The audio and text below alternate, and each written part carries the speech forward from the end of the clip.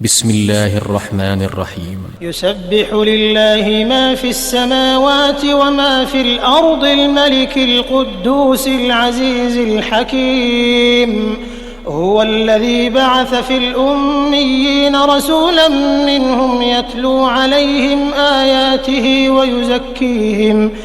ويزكيهم ويعلمهم الكتاب والحكمة وإن كانوا من قبل لفي ضلال مبين وآخرين منهم لما يلحقوا بهم وهو العزيز الحكيم. ذلك فضل الله يؤتيه من يشاء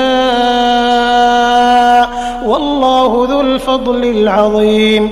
مثل الذين حملوا التوراة ثم لم يحملوها كمثل الحمار يحمل أسفارا بئس مثل القوم الذين كذبوا بآيات الله والله لا يهدي القوم الظالمين. قل يا أيها الذين هادوا إن زعمتم أنكم أولياء لله من دون الناس فتمنوا الموت إن كنتم صادقين ولا يتمنونه أبدا بما قدمت أيديهم والله عليم بالظالمين. قل إن الموت الذي تفرون منه فإنه ملاقيكم ثم تردون إلى عالم الغيب والشهادة فينبئكم بما كنتم تعملون.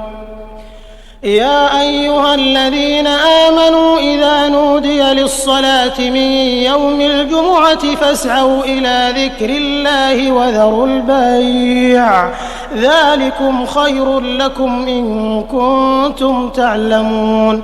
فإذا قضيت الصلاة فانتشروا في الأرض وابتغوا من فضل الله واذكروا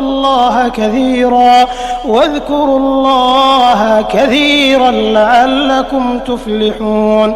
وإذا رأوا تجارة أو لهوا انفضوا إليها وتركوك قائما قل ما عند الله خير من اللهو ومن التجارة والله خير الرازقين.